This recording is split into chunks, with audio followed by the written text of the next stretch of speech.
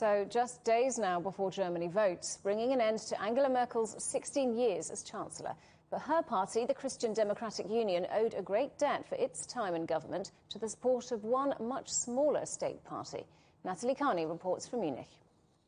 Since the end of World War II, German politics have been somewhat complicated, and Bavaria's Christian Social Union, or CSU, exemplifies that.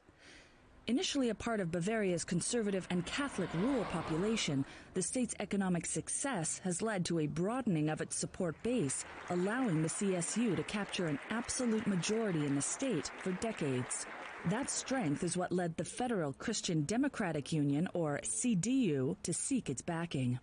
Bavaria is home to 13 million people, so CSU supporters regularly make up 7 to 10% of votes in federal elections. The CSU is only active in Bavaria. They do not run in entire Germany and in federal elections, but the CSU is so strong in Bavaria that it's the third biggest or largest party in Germany.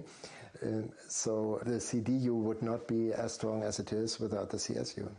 The policies of the CSU generally run in parallel to those of the CDU's, yet there are times that they rival them. A 2018 clash over Angela Merkel's refugee policy threatened to break the union between the two parties, which could have led to a collapse of the entire government. In past years, 2 CSU candidates have been put forward for the chancellorship in national elections, but neither were elected by parliament members. This year, CSU leader Markus Söder lost out to CDU party member Armin Laschet. However, as election day approaches, the CDU-CSU's campaign is faltering, and some would argue that has to do with their chosen candidate for chancellor. Armin Laschet has had a number of campaign follies, while opinion polls show the CSU's Markus Söder much more popular with the general public. Söder has criticized Laschet's alleged lack of dynamism, but has also offered him his full backing. Other CSU members, however, have not been so supportive.